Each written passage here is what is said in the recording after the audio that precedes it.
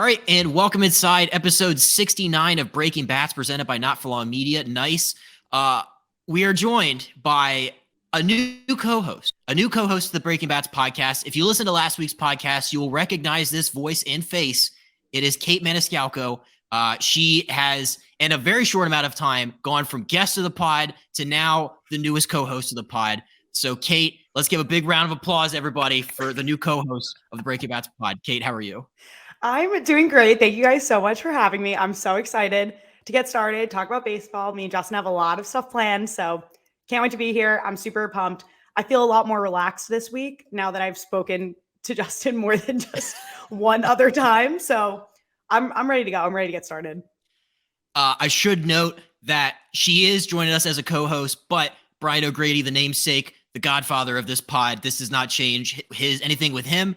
He is still on hiatus. And we will bring news of his return whenever we have it. So a lot of stuff planned for this week. We have a lot of news, a lot of headlines. We have some fun segments planned, some rants planned. It's a lot of stuff's happening in baseball. And I'm glad I have Kait here to help me break it down because I think nobody would want to hear a solo pod of just me screaming into my mic a la Colin Cowherd. So she's saving you guys from that. Top story. We're going to lead off with the top story for this week. It is Bryce Harper trying to fight the entire Colorado Rockies team. So if you saw this on Sunday afternoon, Philly star Bryce Harper, they called it if you want to call it a brawl happened, a skirmish, a kerfuffle. There's a lot of dudes pushing each other. Benches clearing incident maybe is the correct term. So it was this, to set the stage in case you didn't see this. Bryson Stott flied out to end the seventh. Jake Bird, a second-year Rockies reliever, kind of like taunted, showed up the Phillies dugout. Harper flew out of the dugout and started screaming and charging at him. A lot of pushing, like I said. Both Harper and Bird were tossed. But this is all, I mean, Bryce Harper's no stranger to brawls himself. But what was your takeaway from this brawl, if you could even call it that? And what did you think about all the incident over there in Colorado? Yes, I think the biggest thing is a very loosely termed brawl. I feel like we need another phrase to call this. There was a lot of puffing of the chests. If I saw Bryce Harper coming at me, I would also be nervous. Yes, that's correct. But I think what's so interesting is that what started it was just a bunch of yelling. Like nobody was hit. There was no collision. It was just some chirps. And then Bryce Harper comes running out. It just brought me back to 1998 Orioles Yankees when Strawberry literally nailed Benitez, sucker punched him in the face. He goes flying into the Orioles dugout. That is a brawl. That what happened in the Phillies and the Rockies game is not a brawl. So I feel like as baseball fans, we need to come up with a different term to describe that. Maybe benches clearing yell. That's probably not the best one either. I'm still trying to brainstorm one, but I thought it was interesting. Nothing really came of it though. Again, they just came out, kind of yelled at each other, and then they were separated. But it was kind of unprovoked as well. I don't really understand why we were doing this, but it was entertaining. I'll say that it was entertaining for baseball. It's good fodder for baseball talk shows. But you're right. Absolutely. It is not a brawl in the traditional sense. No punches were thrown. No. I feel like if you had to do a percentage breakdown of what is a brawl with like actual punches and what is just a bunch of dudes like up in each other's grills, pushing each other, it's got to be 90% dudes pushing each other. It's not, we're not seeing punches fly that often. Although I did see, I think the other day was the anniversary of Rougned Odor punching Jose Bautista in the face. So happy anniversary to those who observe. It should be a national holiday. Yes, punch heard around the world. Yes. Oh, the cleanest slow-mo you'll ever see. Oh, it's great. Rougned Odor, my hero. But you're right. This is not a brawl. There must have been a quick trigger word, or I don't know what Jake Bird could have said to make Harper fly out as quickly as he did, because that was pretty quick. Right? Like he came out firing out of the dugout, and it didn't look like he said a bunch of things. And I don't know what was occurring prior, if there was something else said before that the media didn't really hear. And, they're very like, going to stay closed door on what happened. But that's what was very interesting is, again, it was just a couple words, and then Harper comes flying out of the dugout. My favorite quote, probably in the history of baseball, brawl, whatever incidents, Harper shouted at the entire team as it was kind of being broken up, as people were kind of going back to the respective dugouts. Harper said, "You're a fucking loser organization, every single one of you." It was like, what a line. Just absolutely like took the air out of everything that the Rockies had going on. Then they had to just hang their heads and walk back to the dugout. Like, damn. It's like, did That you like really have to insult us like that? it's like when you get into a fight with your significant other and there's that one thing that they can hold over you and they're just Yep. waiting to break it out, break glass in case of emergency, and they just stick the knife right in there. Wait, did you see the Rockies mascot though? Like he was standing on the top of the dugout, like, oh no, what's happening? Hands on head, yeah. What? Priceless. He deserves a raise. That was phenomenal. Guys went to like professional mime school or something. Yeah, he's just acting out. Like he stayed in character the whole time. I like it. Yes.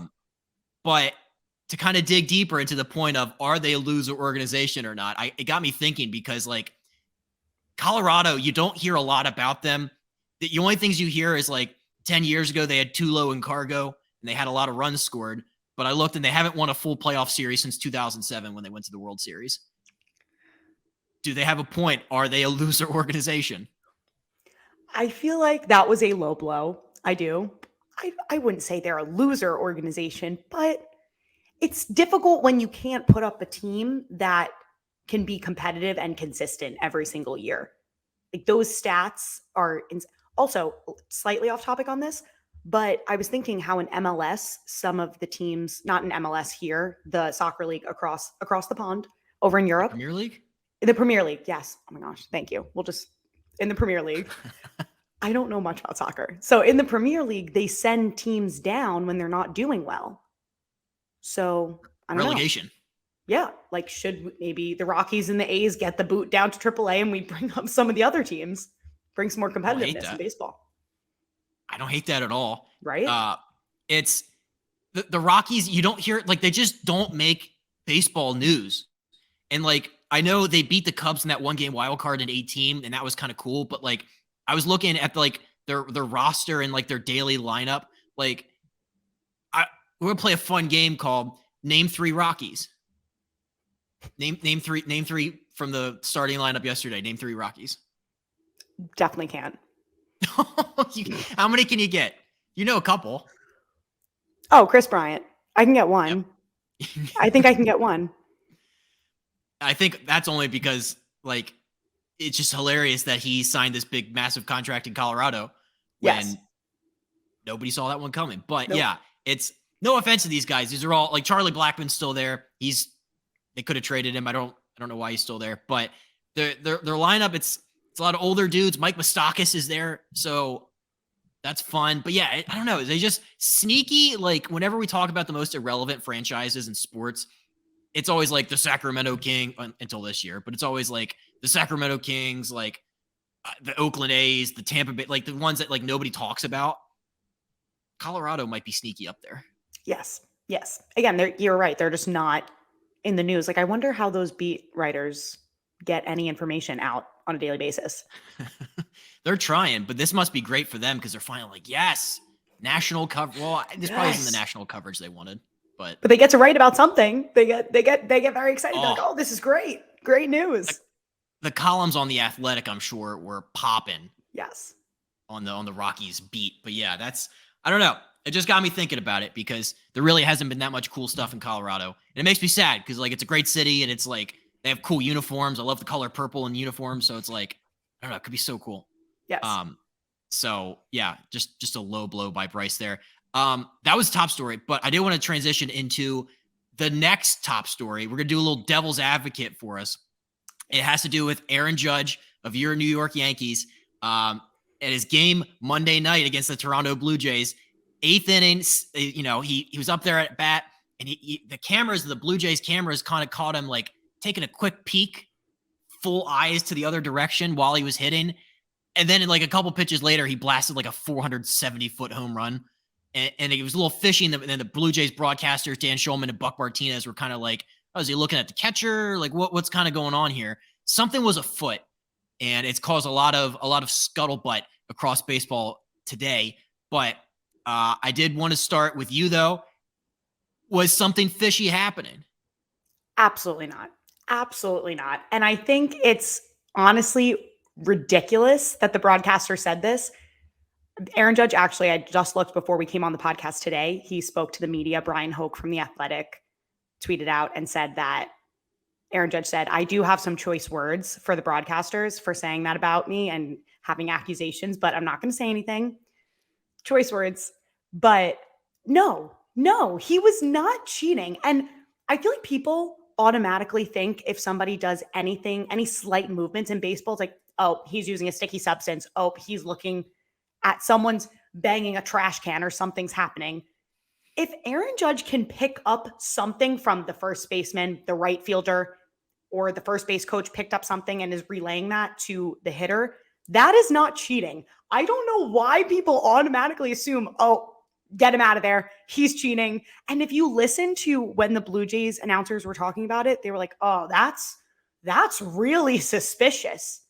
It's suspicious. Also, what if he just got distracted? Like, I also feel like everyone doesn't humanize the athlete. What if he literally got distracted in the box? He did say to the media that the reason was because the dugout was chirping. Justin's shaking his head going, that's not true. You don't have to believe that, but also put yourself in his shoes. Are you going to go to all of the beat writers and say, oh, yes, you know what was happening? They were tipping his pitches, or the first baseman does something with his glove that gives me the signal that he's going to throw a hanging slider right down the middle, which, again, let's also think about the pitch that he launched over the fence. Rant is done. Justin, I want to hear your opposing views. I'm very curious. He's not cheating in the sense of like what the Astros were doing in that like they were using electronics. Also what the Yankees were doing in 15 and 16 when they got a $100K fine for like illegally like using electronics to relay signs and all that stuff. That's cheating. That's breaking the rules. In baseball, there is this thing like you can like relay if you have a runner on second, and he's looking at the catcher's signs and he gets them, he can relay them. Like that's not illegal. It's I don't know. It's kind of that gray area where it's like I don't know. Maybe I don't know if unethical. I don't know. It's just part of the game. It's gamesmanship. Yes. But that's the answer of Aaron Judge after the game, where he's at the media and you had some timid, weak reporter with a shaky voice coming out. Hey, Aaron. You were the Blue Jays broadcast team said you were cheating. What were you doing with your eyes? And then Aaron just takes this holier than now approach where he's like, well, the Yankees dugout was chirping me during the at bat, and I couldn't stand for that. So I had to see who was doing it so I can give him a stern talking to after. It's like, come on. Of all the like, it's so unbelievable what he said as his answer that I actually respect it. I was like, hey man, I'm tipping the cap to you, Judge, because you took the Superman like vigilante approach to why you like. Obviously, he can't say, well, the first base coach picked up on some pitches that they were tipping, and I was looking at him to tell me where the ball was going to be. He can't say that. Yes. But I did think it was funny, his response. Yeah, sure, yeah. And the Blue Jays even said, like, we're pretty sure they were picking up on we were tipping pitches. Yeah. So they have to fix that for the next game. But yeah, it's just he's not like cheating. Yes. But suspicious is a fine word, I feel like. It was a little suspicious. Feel like suspicious is okay, just because they said he did it I didn't get to watch. I only watched the end of the game. They said he did that multiple times. He looked, but again, I guess we'll see today if he's looking in the dugout. I'm sure he's going to be very careful with where his. Also, just think about that from a perspective. Imagine just playing and the camera's on you 24/7. That they can even catch you turning your eyes for a second. It's crazy. I do wonder if someone went up to him and said, yeah, they're definitely going to ask you about this. So be prepared. Love how the Yankees were personally offended by this, but like everything the Blue Jays said is like, it's like, right. It's like the pitcher was like, yeah, it was really weird that he kept looking over there. There's like no reason for him to be looking over there. That's a factual statement. Like usually during an at bat, you don't see a guy just completely look in the opposite direction and then look back. Like that's right. This whole thing is hilarious. But yeah, this is gonna be a story that's not going away. We're gonna see Aaron Judge cheater watch for the rest of the year. I'm very curious though how tonight's gonna go. I actually did look to see if Manoah was pitching. He's not, but because I said, Manoah is the type. I'm going to put this on the record. I think Manoah is the type to nail Aaron Judge or like nail a player if he gets mad or fired up. So he's not pitching tonight, but that's what I don't know what there could be another brawl. Rockies and Phillies your spotlight may be taken away because we could have another one coming up. Colorado sports writers, they lost all their relevance within 24 hours because that's absolutely like, and I guess the other side of this is like, even if they were tipping pitches, suspicious, whatever, like he still hit it like 500 feet. Yeah. So like, I think there was even a quote from the pitcher that's like, okay, even if he was picking up on me tipping pitches, like hats off to him or something along those lines he still has to hit it. Yes, exactly. So we're not discrediting that, but I just think that the whole like holier than thou approach from the Yankees is just hilarious. Oh my gosh. It's just a classic Yankees response. You got to respect them for it though. You have to tip your cap at them. It's a master class in being ticked off at the wrong thing. Yes. Like I'm ticked off that you think that we were doing something bad, not that we should be ticked off the fact that we were doing something bad. Just New York. Big Apple, man. Baby. Yeah, it's great. All right. Next up, we have a couple fun news stories that we're going to bring back fill in the blank for. The first one is about one of my favorite people in all of baseball. It is Royals pitcher Zack Greinke. He became the 5th pitcher in AL and NL history to strike out 1,000 different batters. When we look back at the long story career of Zack Greinke, he will most be remembered for blank. I say his quirkiness and how, not one word, doesn't take the game too seriously, which is what I love about Greinke. What's yours? I had personality and his longevity. It's crazy to think that this guy has played for 20 years, 224 wins. But his personality, like if you just Google Zack Greinke stories, you can go on a wild ride through 20 years of baseball. But yeah, he's just one of the most kind of out there, quirky, like strange, if you want to use that. But like, I love it. I love every single one. We need more people like this because I think it's a dying breed to have somebody this off the wall and this kind of out there.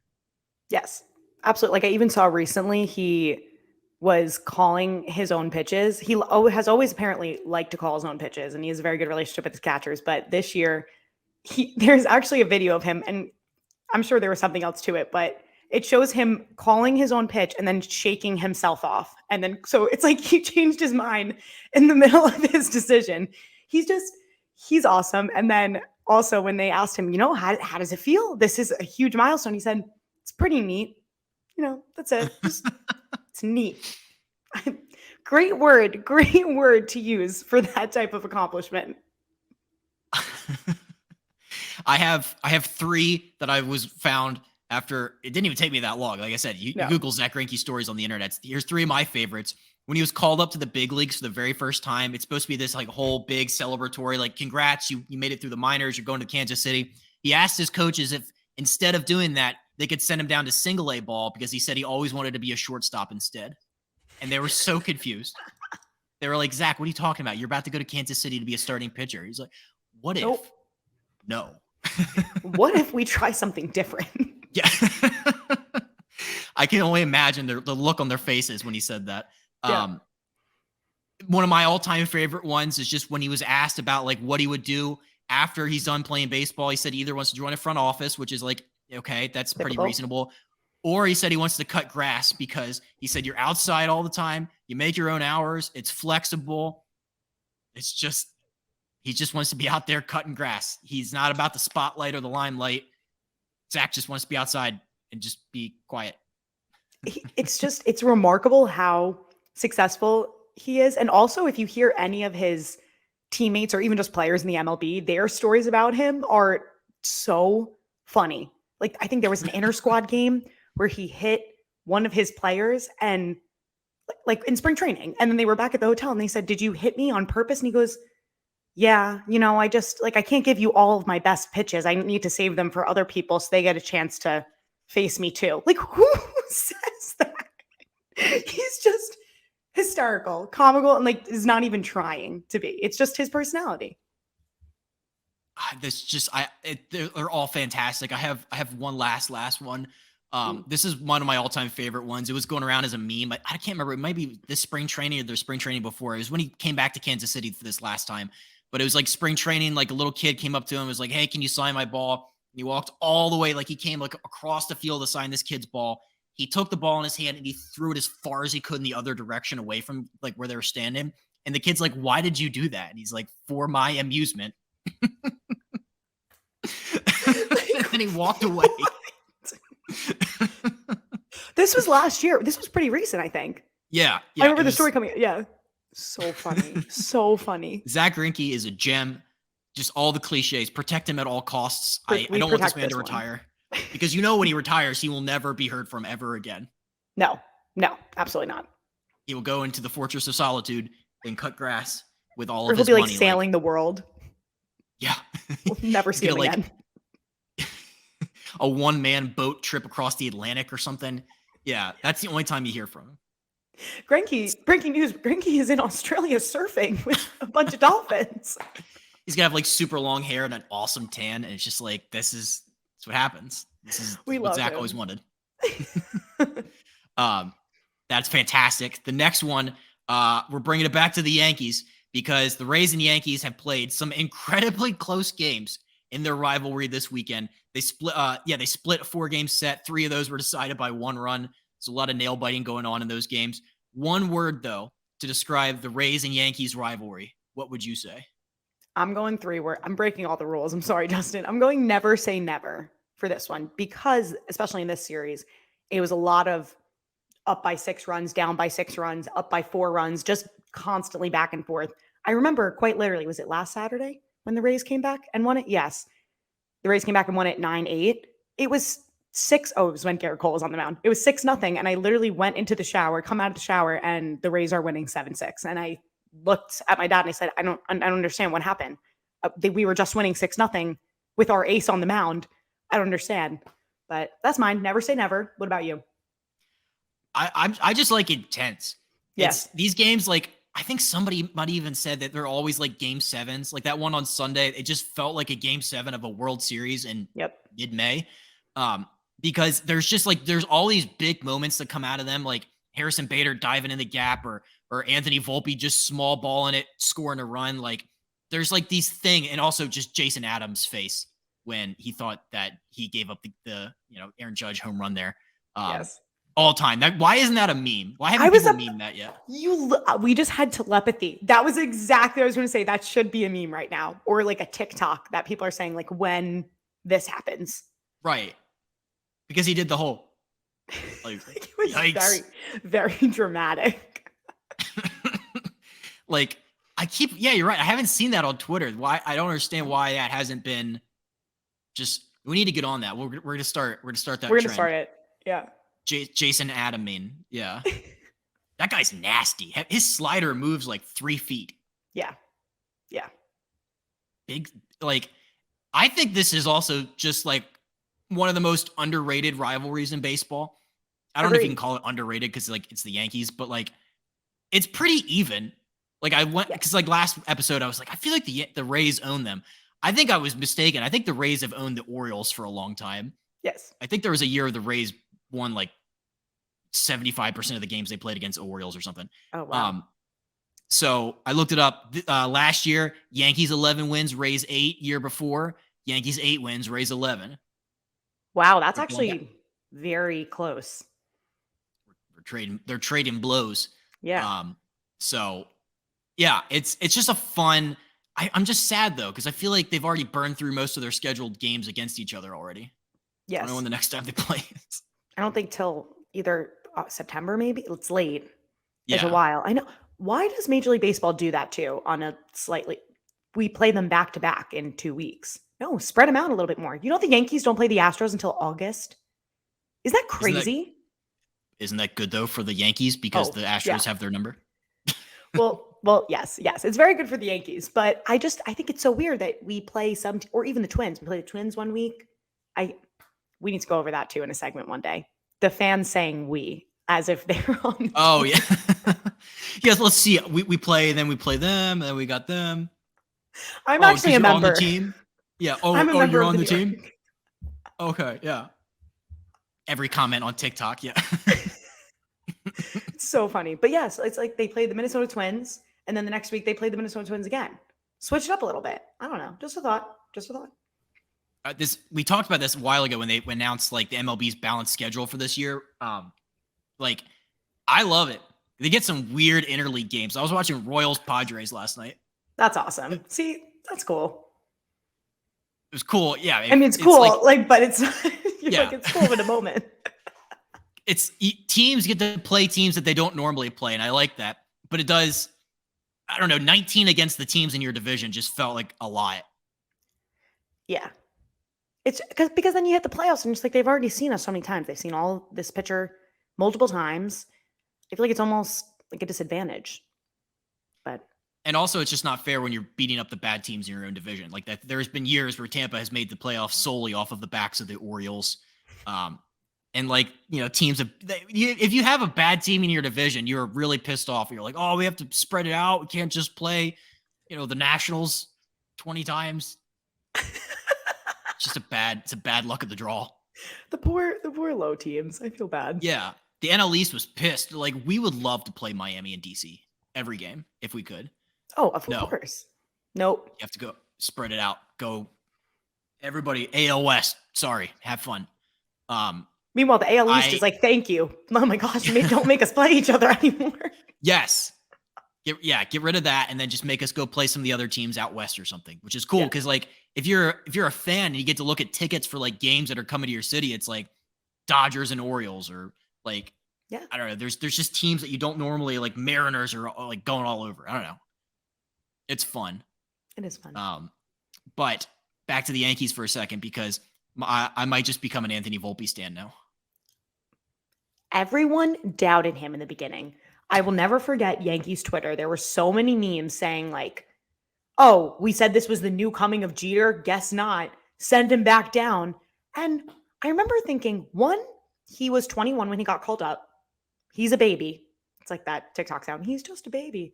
He's literally a child. And now he's hot and everyone wants to hop on the Volpe bandwagon. No, the car has already taken off. You can't come be a Volpe supporter now. No 11 jerseys. Pick someone else on the team. That is not fair. He only should get the ride or dies that were with him from the beginning. I have a lot of I feel like I'm just ranting tonight. That's how I used to feel when I would get on I was on like the Baker Mayfield train when he was like good in college. And then he was like his rookie year and he's killing it. I'm like, no. Real ones only, please. Mine first. I liked Volpe when he was in Somerset. How about that? Bet nobody was a Volpe stan then. Because like as fans, it's like it's dumb, but like you invest so much time and love and affection for these people that you'll never meet. And it's just like, I don't know, you feel like you develop this like bond. And it's like, hey, this is my guy, ride or die. And you're right, it is a little cheap if somebody hops on only when the times are good. It's not fair. You can't do that. Same thing with the Yankees. Yankees were going down a bad stretch. People are going, I'm done. I'm not supporting this team anymore. You've supported the Orioles for a while. Now your time has finally come. I know. This just like makes you appreciate the bad times when I was like 10 years old and there was like the mid 2000s and the worst team in baseball. And I would sit there like an idiot and give 3 hours a night for 162 nights. But now, just sit there and cry. Disappointment. Just a lot of times you turn the TV off in a hissy and it's 10 p.m. and you have to go to bed. You have to go to school the next day. But yeah, it makes you appreciate like nothing about sports is rational. Everything about it's irrational. And that's why it's so awesome. Yes, I completely agree. Nothing about it makes sense. No. Oh, you don't gatekeep. Yeah.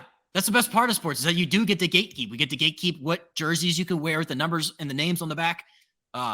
We get to gatekeep who gets to be an Anthony Volpe stan. It's what we do. We gatekeep. That's what I'm saying. Absolutely. I could feel the people are in the comments going, oh my God, you're so mean. Not saying I can't support this girl Volpe. again. This girl again with saying that she has the numbers on the back. You can't have the names. How dare she? This is all great TikTok content. We're developing a pretty sweet little hive of people in the comment section. We love it because it's more engagement and more views. So please keep calling us dumb. Just I'm eating it like Ezekiel Elliott. Just keep feeding it to me. I love Who it. said they can talk about baseball like that? I'm like, who said you could comment on this video? How about that? Yeah. Well, if you don't know what we're talking about, last week we had a TikTok couple 100,000, 200, like a quarter mil views about our little talk about Yankees fans wearing jerseys with the name on the back, which I wholeheartedly believe. If you're a Yankees, like, this is a franchise steeped in tradition, and like, I don't care if it's more expensive. That's not my problem. That sounds like a you problem if you can't afford the no name. That has nothing to do with me. I don't why. If I have a beard, do I have to shave that too? Like I'm one of the players? Stop. Why are we using that as comparison? Why are we using that as comparison? It's just the whole thing was like, it's just funny that the Yankee players don't have names on the back on the field, and yet you're going to wear one with the name on the back. And I know they sell them. They sell them in the team store. But they sell them in the team store, and it's more expensive, and I can't afford it, and I have 3 kids, and I can't. Hey, it must be nice to be able to afford the ones without the name on the back because I have to work a bunch of jobs because I don't have enough money to afford that. So, thank you for making fun of me. You could buy a blank one and sew on the number. How about that? Let's get creative over here. Wouldn't you want to have one without the name on it? Because if you just like the number, it doesn't like. Then it never goes out of style. One jersey with a cool number. And then, like, you never because the worst part about being a fan and buying a jersey is when the player gets traded. I will use this example till I die. I bought a Juan Soto 22 Nationals jersey, and before the 2022 season started, he was traded 3 months later. So now this thing is dumb. I'm just walking around like a doofus because he doesn't play for that team anymore. But if you're a Yankees fan and it doesn't have the name on it, it would be great because, like, it doesn't matter. You'd be like, oh, is that Anthony, is that an Alex Rodriguez or is that I don't know, whoever, but just like, you don't know. It's just the number. So also, it's actually saving you money, investment. It's saving you money long-term because you don't have to buy another jersey when they're not on the team anymore. Gosh, people, use your brains. Come on. It was a wild time on TikTok in the comments. Wild. But we love it. And we're going to put that on TikTok too. And all these Yankees fans, just hop off, go outside. There's better things to care about. Go on a walk. Go on a walk. Run a mile for every run they score if they win. Wait, that got me so mad though. Someone literally commented, was like, she's not even a Yankee fan. I would go, sweetie, I've ran over 120 miles for this team. You want to call me not a fan? Are you out of your mind? She definitely goes there for the Instagram photos, was one of the comments. Get out of here. Get out of here. Girl, you came to the wrong place. I'm literally destroying my legs for this team. I have to get hip replacement surgery. Yeah. I think it's great though. I think somebody's finally cracked the code. Like, yeah, like they've cracked this giant case wide open. Like, yeah, you got her. She is a fake Yankees fan. She is just doing it for the clout. Yep, I'm fake. I'm a fraud. As she tortures herself and runs 13 miles in a morning. Yep, that's why. I actually don't even like this team. I just do it for fun. Yep, you're just addicted to the clout chaser. Yeah, horrible. Let's get that one going. Clip that. I'm gonna write that timestamp down. Yeah, it's just the internet's such a wild, hilarious place. If I had $1 for every time I've seen a guy with sunglasses in his avatar make fun of my appearance on that app. It's like, what do you look like, sir? You don't even have a profile picture. Like, what is wrong with you? No profile picture or wraparound sunglasses. I wouldn't, if I had $1 for every time. People need to do more things with their time than sit on Breaking Bad's TikTok account and comment negatively. Actually, no, I'm sorry. I take it back. We're cutting that out. We'll keep doing it. No, we're keeping that in because I love it. Like, wraparound sunglasses, make fun of me. Because you know why? That's putting it in the algorithm more, and it's going to get more wraparound sunglasses, and we're going to create an ecosystem. Pretty soon, we're going to have millions of views. Millions of sunglasses. How many bots can we get to comment on our videos? Yes. How many Russian bots can we get in these comments? Because I love it. Don't stop. It's been a wild time on the internet. I don't know how to transition out of that, but I was gonna say we just went on a rant. We needed it though because we had a lot of pent up thoughts about this. Yes, we did. It's not healthy to keep that stuff in. The Baltimore Orioles. The Baltimore Orioles have a new promotion called the Bird Bath, and where every single night, section 86, right by the bullpen, a little small, the section. I didn't realize how small it was. They have a man named Mr. Splash who wears floaties, and he's dressed in a Hawaiian shirt, and he has a big spray gun and a hose. And every time the Orioles have a double, triple, or home run, Mr. Splash will spray the entire section with water in honor of the Orioles, like celebrations that they do based off of water. They're all water focused. Your immediate reaction to hearing about the bird bath was what? Genius. Absolutely genius. One, I want this job personally. Can I sign up somewhere to get that job? I don't know. I just think from I was a marketing major, if anyone was wondering. From a marketing standpoint, brilliant. Absolutely brilliant. Because you get more people at games and you get to literally join in on the action. The whole thing is about the fan experience, getting them engaged. Genius. What were your thoughts? I thought it was incredible. I'm so jealous would be another word to describe it because, well, maybe not when it's like kind of cold. There's like some 7 o'clock games where it's like 60 degrees. I wouldn't be soaking wet for that. But I'm thinking Sunday day game, July. That's the hottest ticket in town. Please take the super soaker and just coat the entire section because it's 1,000 degrees outside. Like, it may hit or miss, but you're right. Shout out all the marketing majors because I'm sure one of them was behind this. This is incredible. And it's $20. For $20, you could be in the coolest, most rowdy, like awesome party in baseball. $20. That's like, wait, so that's where the seats are $20. Seats $20, section 86, all season long. It's so great. Cool. That's so cool. I feel like the Yankees, I'm not just bringing them up, just because they have the bleacher section is very well known among fans, and that's where they always want to be. I feel like they could definitely do some type of promotion with that because they do the whole roll call with the players. But I think, wow, really, really smart on the Orioles part, I have to say. I kind of want to go now. Self-aware, like they don't take themselves too seriously. That's what I'm worried about with like other teams where it's like they can't all be fun and loose and like, did you see the video like that have come out of like the Orioles? Like, they do this thing where like the pitchers in the dugout on the top row, they like spit water out. Yes. And there was one, it was like Kyle Gibson had the water in his mouth for like 2 minutes because the guy, James McCann, wouldn't look at him. And so he held it in his mouth for 2 minutes. And then finally, when he got back to the dugout, he was just like, whoa.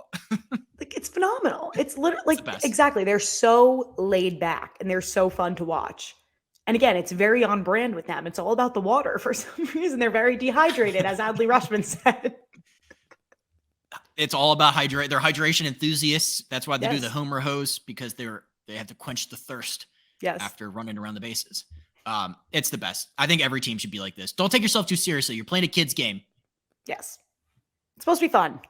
It's supposed to be fun. We're here to have fun. I'll tell you a fan base that has not had a lot of fun. What a transition. Great transition. I majored in segues, actually. So just throwing that out there. Oakland A's. Oakland A's fans, it's been a tough go as of late. Not a lot of people are showing up. And they did just sign a binding agreement to purchase the site of the Tropicana Hotel in Las Vegas. They're going to tear it down and build a 30,000-seat stadium. It's going to be incredible. It's going to be right on the Vegas Strip. If we look broadly, though, because I know how Oakland A's fans probably feel about this.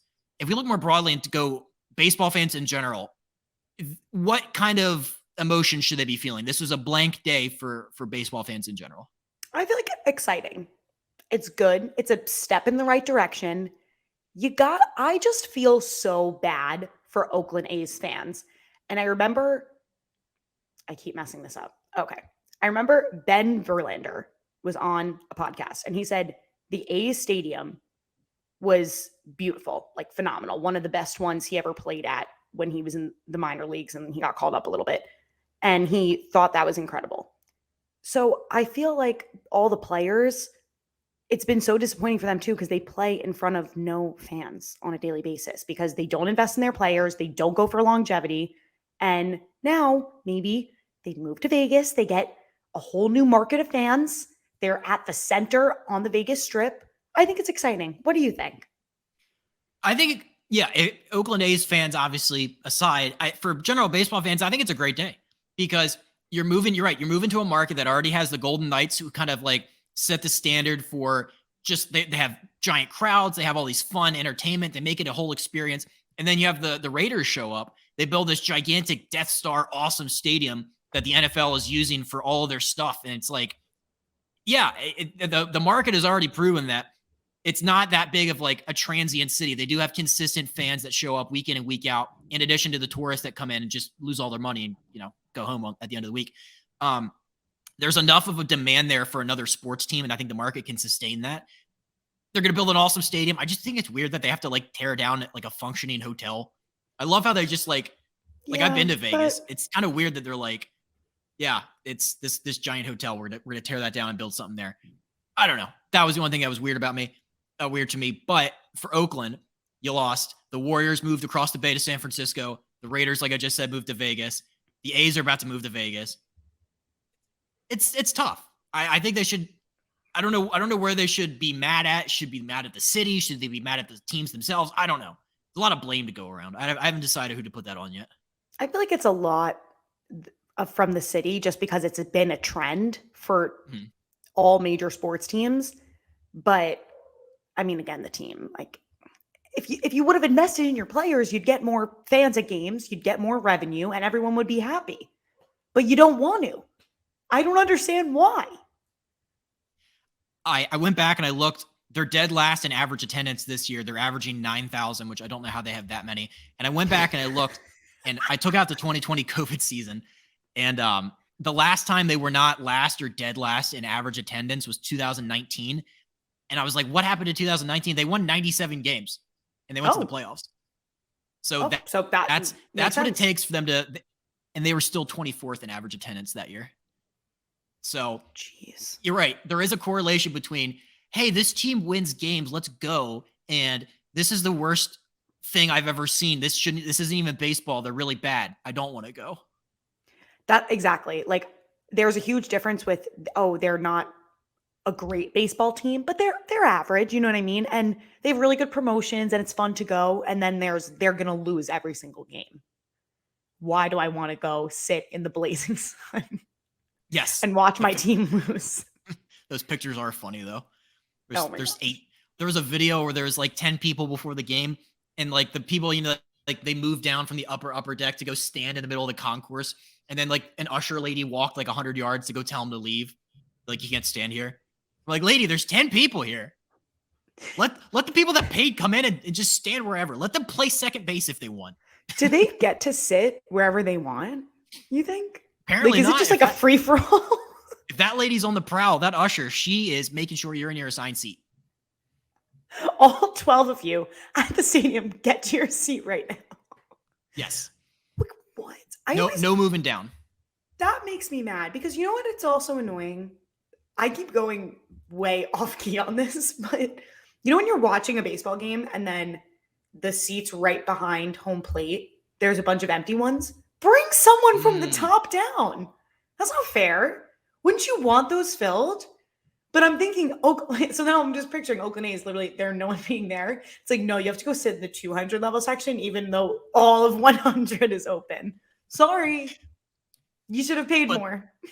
But those pictures are funny when there's one person who's sitting actually in the top deck in the very last row, and he's up there by himself. Like, those pictures are funny. But yes, they should just like, if there's 3,000 people there, you take the first 3,000 closest to the field, which isn't, there's not a lot of them because that bowl in Oakland is like the field is so far back.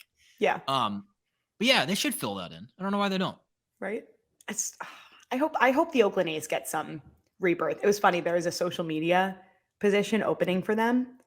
And I said, I feel like the social media team could actually have a lot of fun, like playing on the fact that they lose all the time. Like they could actually make it funny and get their players to do like funny skits and stuff on TikTok because, they don't really have anything to lose at that point. Good point. That's what I would do. Just giving you some tips if any of the Oakland A's people are listening. Speaking of correlation, there's also a correlation in social media jobs being available for like when the Astros were going through their cheating scandal. I looked and there was like an immediate opening for a social media manager. It's like, oh, I wonder why.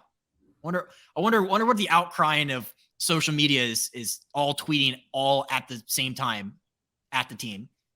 Yeah. Would not want to be in charge during that. It would have been 2018. No. No, Mm-hmm. no, no. Yeah, Not the following year. Just there's sometimes you look and you're like, there's a reason why this job is available. Like, yes. oh, this is a dream gig. It's like, oh, also. Yes. That's going on. Crazy. It's the best. We interrupt this episode to bring you a word from the official sponsor of Not For Long Media and the Breaking Bats podcast, the Original Fudge Kitchen. It is a staple of the Jersey Shore with 6 locations in Cape May, Wildwood, North Wildwood, Stone Harbor, and Ocean City. The Original Fudge Kitchen makes all of their fudge in store, guaranteeing a delicious product, so stop by and let them know that Not For Long Media and Breaking Bats sent you. Check them out online at fudgekitchens.com as they are shipping fudge and sweet treats all across the country. Now back to the episode. All right, that was awesome. I have a couple last things. I did want to bring a new segment into the fold because, I feel like there's a lot of negativity out there. There's a lot of people talking bad about teams. I'm sorry about the Rockies, but let's change the tone. Let's say something positive and a new segment called Say Something Nice About. And I'll go first. I'm going to say something nice about the Miami Marlins because I know it hasn't been pretty for Marlins and Marlins fans. Derek Jeter came into town. He took your entire all-star outfield and traded them away for basically nothing. They play in a warehouse in front of 5,000 people in a neighborhood that's not really conditioned to have baseball. It's just, I don't know. It's the circumstances surrounding the Marlins aren't great, but they can do one thing well. And I know that was a lot of bad, but here's the good. They can develop pitching really, really well because Yuri Perez just came up. First of all, he's the first baseball player born in 2003 to make it to the big leagues. And I know all of the dads out there are saying, I have pants and shoes older than Yuri Perez, and you do. You do. Please let us know. He's 6'8". He throws 100 miles an hour, and he struck out 7 at his big league debut. This guy is an electric factory, and that's just par for the course for what the Miami Marlins do on a regular basis with starting pitching. Because you took Edward Cabrera last year, had a pretty good year. I know he's struggling this year. Pablo Lopez, you developed him. He traded him for Luis Arias, but guy goes out there and gets paid. Alcantara goes and wins a Cy Young after coming over from the Cardinals. I don't know what it is about the Marlins, but damn if you can't develop some really good starting pitching. So that is my say something nice about for this week. I love it. I'm going to add to that, Luis Arias. I mean, listening to him a little bit on podcasts last week, 382 right now. He flirted with 400 throughout the entire month of April and now midway through May. And he dropped a little bit, 382. Just absolutely insane. What's super cool about him? 9 strikeouts. 9 strikeouts. That's it on the year. Absolutely insane.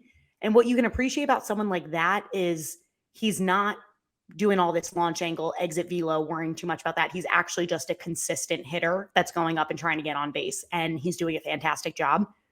If he can finish with 400 this year, will he? I don't know. That we could talk about it later on the season, but that'd be absolutely insane. He's just been so fun to watch, and especially for a team like the Miami Marlins that haven't been getting too much love. It's cool to have a player like that you can just surround your entire team around. It really is. Also, it's just like there's a dying breed of just pure contact hitters. It's unsexy. They don't make a lot of money. Yes. Like Jeff McNeil just signed like a $50 million contract. I'm like, didn't this guy just win a batting title? It's like, I don't know. The league doesn't value 300 contact with no power. Yep. I don't know. It's not what gets the big bucks, but it is awesome to see guys like Arias and McNeil and Quan from the Guardians. It's like there's a few guys out there that all they do is just slap the ball around. So that's another thing the Marlins do well. I feel like they just have a lot of really good contact and speed guys, not a lot of pure power. But do you have a say something nice about? I do. I have say something nice about the St. Louis Cardinals because the poor Cardinals fans, I don't know what it is about the algorithm. Even though I'm a Yankee fan, I post all baseball content, but for some reason I got a lot of Cardinals fans on my page and followers. They're crying. They're crying in my comment section, but there is a light at the end of the tunnel. There is a light at the end of the tunnel. 7-2 in the last 9 games, 287 batting average. So we're getting up there. Had a pretty rough start. They were still 5th.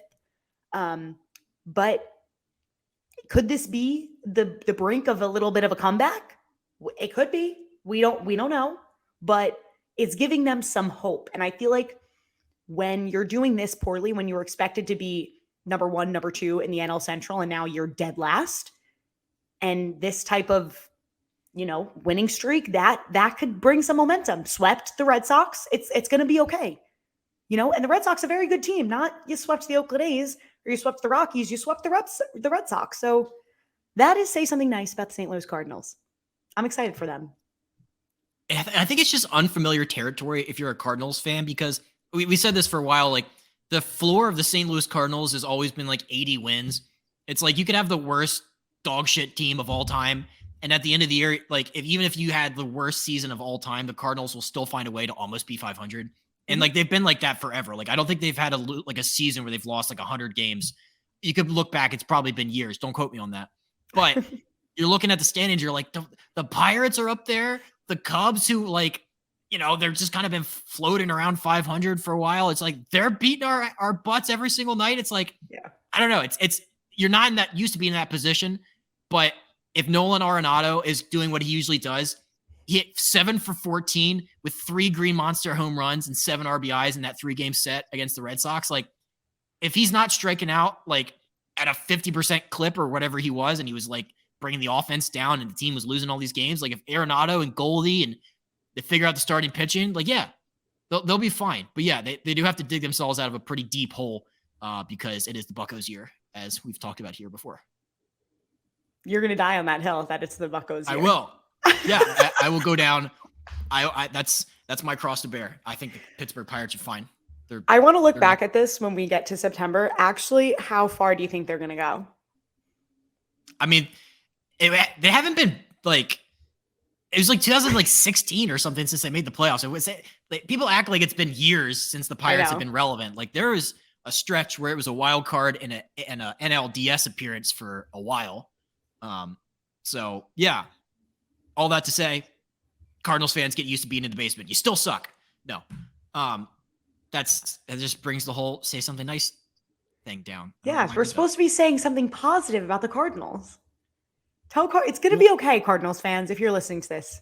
You won't be in dead last, because that's where because somebody else will be else. The Cincinnati Reds are still in that division. You guys could be second if you want. You can be in 4th place. It's not dead last. Orioles were in 4th place my entire childhood. The Orioles are always in 4th place. I don't know what happened, but I'm going O's will finish second. Good. Who's first? Tampa, Baltimore? No, the Yankees. Oh my God. I'm trying to stay positive. Yeah, yeah, sure. Everybody's a winner. Everybody's in first place in my eyes. Everyone gets a participation trophy. Everybody gets a trophy. Everybody's in first place in my eyes. There's no bad teams. This is great. This is very positive. It's also very Gen Z of us. Yeah. Very Gen Z of us. All winners. Everyone's a winner. Everybody's a winner. Have fun with that. All right. Last up. I know that was kind of a rant, and the segment before that was kind of a rant. It's a lot of rants today. We have a lot of thoughts. Yeah. A lot of words. But this segment is specifically for rants. And if you have been following this podcast, especially on social media, there's a time last summer where ESPN they had just rolled out this interview a player in the field during a game thing where they're mic'd up. And I thought it was an abomination then, and I still think it is now. I'll get to that, because they had Mike Trout on last year. Mike Trout does not have a personality. He was really boring. And I made a clip about that, and everybody called me an idiot because they're like, it's growing the game. On Sunday Night Baseball this past week, it was worse. I don't know how they did it. They outdid themselves on ESPN. They found a way to make mic'd up worse, because sure, it was Mother's Day. There's a lot of things, a lot of directions that they could have went, but I'm going to bring it back because cue the music. Because Carl Ravitch did some more dumb stuff. Again, he asked Tristan Casas, who lost his mom at age 9, what it was like to grow up without a mom. He asked Tristan Casas what it was like to grow up without a mom on Mother's Day. And thank God Tristan Casas is a good human and didn't eviscerate him verbally and handled it like a champ and handled it with class. But to play first base in the field and how you have to figure out how to answer that question, it's the world's most insensitive thing I've ever seen. So Please let that be the final nail in the coffin to all the haters out there. It's not a good segment. Please stop doing it. Okay, I'm going to play devil's advocate. I do like it. I do. However, we couldn't pick somebody else on the team for Mother's Day. Like, why did we pick him? If you want to do a feature story on this, that's fine. Not when he's in the middle of playing a game. Do we think this is the best time? I will slightly agree with you on one part of it. I like when they talk to them, but I do get nervous that what if they miss a ball? Like Gleyber Torres last year fully missed a ground ball because he was mic'd up and they were asking him a question. He went to field a ground ball and he booted it. Like that was, and everyone, I remember we were in the control room at Yes, and everyone was going, oh my gosh, why? Why did they do that? Because we would do the post-game show after. So I do like when they're mic'd up just to get like the little funny remarks, just the questions. That's tough. What did he say back? Did you watch the full video? I did. I'll have to put it in for the podcast listeners, but yeah, it was something along the lines of like, he had a lot of other mother figures in his life. Yeah, it was hard. Yeah, he's just like a really professional answer to that. But there was that like brief second where after Karl Ravech asked him what it was like to grow up without a mom, where he had to think about it and like how he was going to be nice. And that just shows the character of Tristan Casas. And also, I don't know if that's an ESPN producer's problem. I don't know who had these questions written down for Karl Ravech. I don't know if that was if he winged it or not. But yeah, the most insensitive thing to say to somebody talking about losing a mother. Oh, and by the way, what happens if a ball comes your way? Because you have to figure out what that's going to be like. So, yeah, we're clipping this. We're putting this back on TikTok. I don't care. Call me an idiot. It's a dumb idea. I'm leaving this here. For the record, I do not appreciate this. For posterity, my feelings on this topic are well known and well documented. Well it's documented. Dumb. It does not grow the game. Okay. That's my let it out. I had to get it out because I saw that clip and I was like, dear God, what are we doing? They posted it too, right? Yeah, I'm sure they were really proud of it. And I think they also maybe did something with Lars Nootbaar. Then they did something cool. They had like Lars Nootbaar and they had like, what? Talk about your mom. And he didn't know his mom was like on the live feed. And then she like, saw that's it. That's cool though. That's cool. But he also that wasn't in the game. He wasn't like at first. I think he was in the booth, I want to say. I don't know. Didn't do it in the field. Stop doing it when they're trying to play the game. They should mic up the bullpen, if anything. Just get a bunch of the bullpen guys. I'm sure there's some fun segments that happen in the bullpen that it would be entertaining. Yeah. It works. Like they had Bryce Harper on when he was injured in the dugout. Yes. Not trying to concentrate on doing his job. Those work. It just bothers me. I don't know. What do you think about the All-Star game? Like when they did in the All-Star game last year, I thought it was fantastic, but I guess they're not taking it as seriously as they would a regular game. That game does not count in the standings. Doesn't count. It's different. Nelson Cruz took out his phone and did a selfie with the umpire during the All-Star game. That's a fun thing. It doesn't impact the standings because like every game counts. And yeah, if you're booting balls and you're taking your concentration off of so you can do fan questions on Twitter or some BS like that, like stop. Just knock it off. Knock it off. Karl Ravech. Do you have a rant? I do have a little bit of a rant. I was gonna do the Judge one, but I think I really emptied it out before because I got so you unloaded the clip. Yeah. I was like, you know what? I do have something to say about the Aaron Judge situation. But I do. Christian Walker was ejected for clapping for his own team. Like the umpire made the correct call and he ejected him from the game. I just think the umpires are getting extremely out of hand. We're ejecting people left and right. Boone's getting ejected.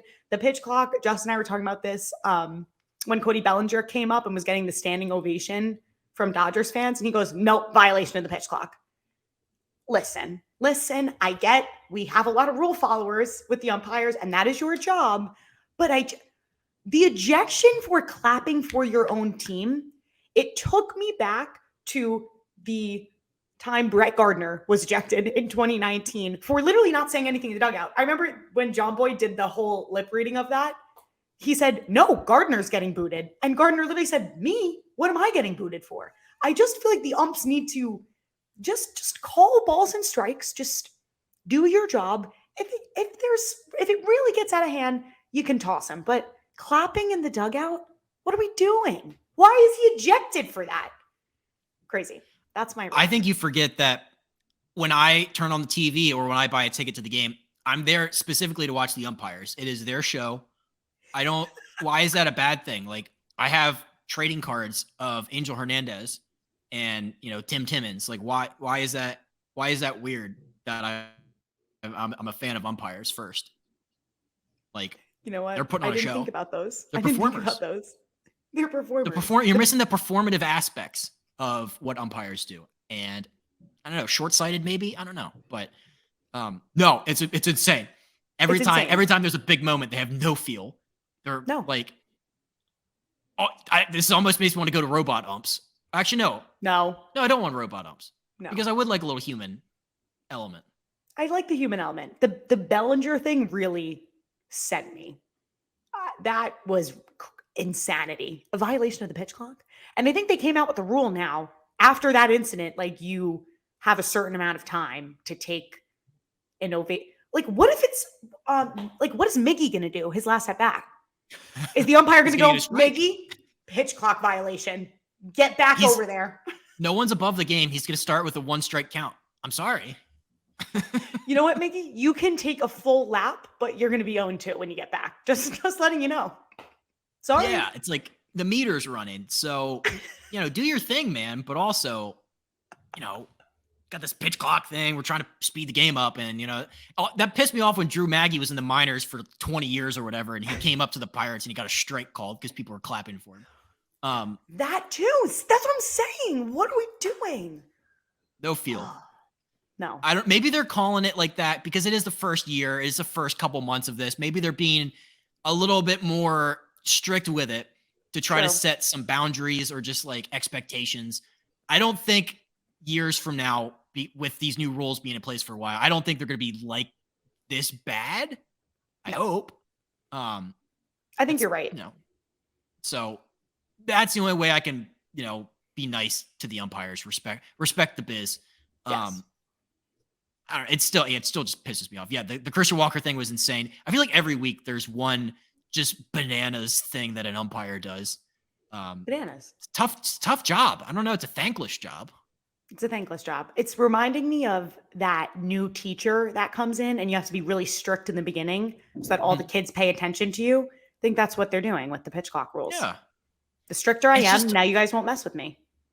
No kid in the backyard practices his third strike out call like an umpire. They all turn their hat around and try to be Ken Griffey or they try to be Mike Trout. Like, there's the profession of umpire. It isn't like nobody respect. It's like being a ref in the NBA. Those guys get spat and screamed at.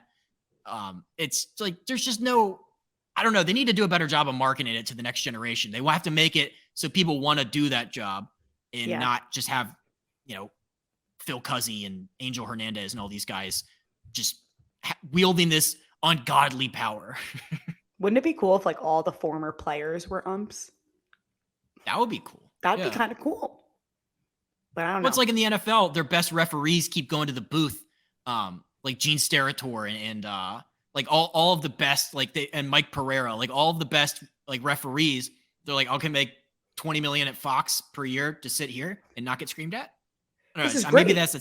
You have to incentivize them. That's what we're saying. Yes. You're right. It is absolutely insane. So that is all I had. How do you feel? All right. Post game report. Okay. First episode down as a host, not as a guest. Thoughts? I feel good. I feel a lot more relaxed, a lot more confident in my answers. Okay. I'm ready to go. I took a lot of critiques from our first episode, so I feel more comfortable as the host. How do you think I did? Just give me a rating. He's like, don't want to spot there. It's hard to say. No, I'm just kidding. You're fantastic. This is like this is what I think people are really, really going to enjoy. The banter, the back and forth, talking about the game of baseball. We're going to try to get some cool guests lined up here soon. But yes, you're incredible. Thank you so much for being a part of this silly little operation because I think people are really, really going to enjoy this. Also, who was critiquing you? No, I was critiquing myself. Oh, you're critiquing. Oh, self-reflection. Yes. Okay. Yeah. Self-reflection. Yes. I was listening back. I said, oh, I sound kind of silly there, but okay.